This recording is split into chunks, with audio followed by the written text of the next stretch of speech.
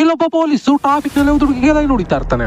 ಅವಳು ಬೇರೆ ಅರ್ಜೆಂಟ್ ಆಗಿ ಹೋಗ್ಬೇಕಾಗಿರುತ್ತೆ. ಅದಕ್ಕೆ ಪೊಲೀಸ್ ನೋಡಿ ಒಂದು ಸ್ಮೈಲ್ ಕೊಡ್ತಾಳೆ. ಅದನ್ನ ನೋಡಿದ ತಕ್ಷಣ ಪೊಲೀಸ್ ಈಗ ನೀನು ಹೋಗು ಅಂತ ಹೇಳಿ ಅವಳನ್ನಿಂದ ಕಳಿಸ್ತಾನೆ. ಅವಳಿಂದರೆ ನಮ್ ಹೀರೋ ಕೂಡ ಇರ್ತಾನೆ. ಅವನೀಗ ಹುಡುಗಿ ನೆನಕ್ ಬಿಟ್ರಿ ನನಗೂ ಅರ್ಜೆಂಟ್ ಕೆಲಸ ಇದೆ ನನ್ನ ಬಿಡಿ ಅಂತ ಹೇಳಿ ಜಗಳ ಶುರು ಮಾಡ್ತಾನೆ. ಪೊಲೀಸ್ಗೂ ಈಗ ಸಿಕ್ ಬಂದು ನಮ್ ಹೀರೋನ ಹೊಡಿಬೇಕಂತ ಹೇಳಿ ಹೋಗ್ತಾನೆ. ಅಷ್ಟರಲ್ಲೇ ಬೇರೆ ಪೊಲೀಸ್ ಬಂದು ಅವನನ್ನ ತಡೆದು ಬಿಡ್ತಾರೆ.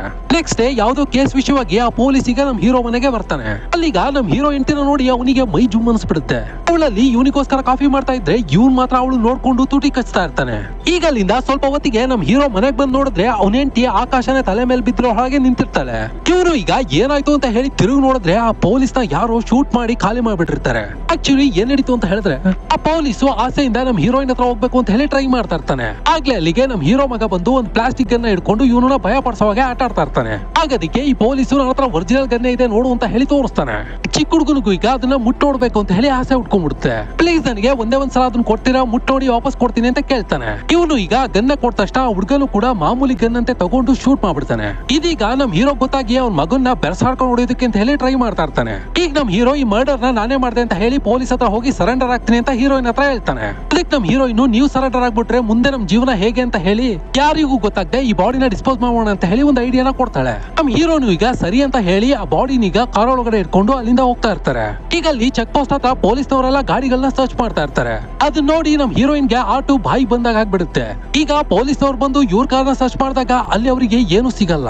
ಸರಿ ಹೋಗಿ ಅಂತ ಹೇಳಿ ಕಾರ್ನ ಬಿಟ್ಬಿಡ್ತಾರೆ. ಅಲ್ಲಿಂದ ಸ್ವಲ್ಪ ದೂರ ಬಂದಾದ್ಮೇಲೆ ನಮ್ ಹೀರೋಯಿನ್ ಈಗ ಹೀರೋ ಹತ್ರ ಬಾಡಿ ಎಲ್ಲೋಯ್ತು ಅಂತ ಕೇಳ್ತಾಳೆ. ಅದಕ್ಕೆ ನಮ್ ಹೀರೋ ಈಗ ಊಟ ಮಾಡೋದಕ್ಕೆ ಅಂತ ಹೇಳಿ ಕಾರ್ನ ಒಂದ್ ಜಾಗದಲ್ಲಿ ನಿಲ್ಲಿಸಿರ್ತಾನೆ. ಅಲ್ಲಿ ಎಣಗಳನ್ನೆಲ್ಲ ಎತ್ಕೊಂಡು ಹೋಗೋ ಒಂದ್ ಬ್ಯಾಚ್ ಇರುತ್ತೆ. ಅವರಿಗೆ ಸ್ವಲ್ಪ ದುಡ್ಡು ಕೊಟ್ಟು ಈ ಬಾಡಿನ ಚೆಕ್ ಪೋಸ್ಟ್ ದಾಟೋವರೆಗೂ ಮೆರವಣಿಗೆನಲ್ಲಿ ತಗೊಂಬನ್ನಿ ಅಂತ ಹೇಳಿರ್ತಾನೆ. ಅವರು ಈಗ ಚೆಕ್ ಪೋಸ್ಟ್ ನ ದಾಟ್ಕೊಂಡ್ ಬಂದು ಆ ಬಾಡಿನ ಕೊಟ್ಬಿಟ್ಟು ಹೋಗ್ತಾರೆ. ಇನ್ನೊಂದ್ ಕಡೆ ಈ ಪೊಲೀಸ್ ಹೆಂಡತಿನೂ ಕೂಡ ಗಂಡ ಬಂದಿಲ್ಲ ಅಂತ ಹೇಳಿ ಪೊಲೀಸ್ ಸ್ಟೇಷನ್ ಗೆ ಬರ್ತಾಳೆ. ಈಗ ಪೊಲೀಸ್ ಸ್ಟೇಷನ್ ಇದ್ದ ಒಬ್ಬ ಕಾನ್ಸ್ಟೇಬಲ್ ಪೊಲೀಸ್ ಫೋನ್ ನ ಟ್ರ್ಯಾಕ್ ಮಾಡಿದಾಗ ಅದು ನಮ್ ಹೀರೋ ಮನೆನೇ ತೋರಿಸುತ್ತೆ. ಈಗ ನಮ್ ಹೀರೋ ಆ ಬಾಡಿನ ಎಣ ಸುಡೋ ಜಾಗಕ್ಕೆ ತಗೊಂಡ್ ಬಂದ್ಬಿಡ್ತಾನೆ. ಅಲ್ಲಿಗ ನಮ್ ಹೀರೋಯಿನ್ ಅಲ್ಲಿ ಕೆಲಸ ಮಾಡ್ತಿದ್ದವನ್ ಜೊತೆ ಮಾತಾಡ್ತಾ ಇರ್ಬೇಕಾದ್ರೆ ನಮ್ ಹೀರೋನು ಈಗ ನಿಧಾನವಾಗಿ ಆ ಬಾಡಿನ ಎಳ್ಕೊಂಡು ಹೋಗಿ ಒಳಗಡೆ ಬಿಟ್ಟು ಬಂದ್ಬಿಡ್ತಾನೆ. ಈಗ ನಮ್ ಹೀರೋ ಮತ್ತೆ ಫ್ಯಾಮಿಲಿ ಒಂದು ಹೋಟೆಲ್ ನಲ್ಲಿ ಕೂತಿರ್ಬೇಕಾದ್ರೆ ಒಬ್ಬ ಅನ್ನೋನ್ ಪರ್ಸನ್ ಕಾಲ್ ಮಾಡ್ತಾನೆ. ಈಗ ಅವನು ಆ ಪೊಲೀಸ್ ಶೂಟ್ ಮಾಡಿ ಸಾಯಿಸಿದ್ದು ನಿಮ್ ಮಗನೇ ಅಂತ ನನಗೆ ತುಂಬಾ ಚೆನ್ನಾಗಿ ಗೊತ್ತು. ಅದ್ರ ಪ್ರೂಫ್ ಕೂಡ ನನ್ನ ಹತ್ರನೇ ಇದೆ. ನೀನ್ ಇವಾಗ ನನಗೆ ಒಂದ್ ಕೋಟಿ ಕೊಡ್ಲಿಲ್ಲ ಅಂತ ಹೇಳಿದ್ರೆ ಈ ವಿಷಯನ ಪೊಲೀಸ್ ಹೇಳ್ತೀನಿ ಅಂತ ಹೇಳಿ ಎದುರಿಸ್ತಾನೆ.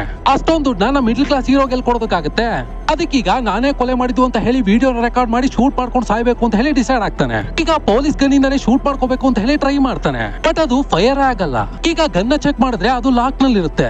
ಈಗ ಇವನು ಆ ಗನ್ ಮ್ಯಾಗ್ಝಿನ್ ಚೆಕ್ ಮಾಡಿದ್ರೆ ಅದ್ರಲ್ಲಿ ಒಂದ್ ಬುಲೆಟ್ ಕೂಡ ಮಿಸ್ ಆಗಿರಲ್ಲ.